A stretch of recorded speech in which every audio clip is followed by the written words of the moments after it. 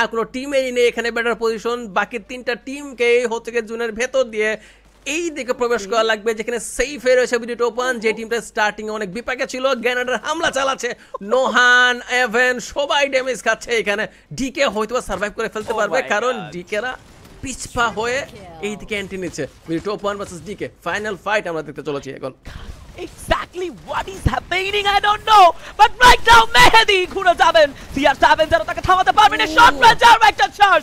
A leap long distance থেকে রাকিবকে down করে zero fire goodbye. And I guess it's a booyah from the side of him. Bangladesh top 1. Oh my god. Mehdi Alifa.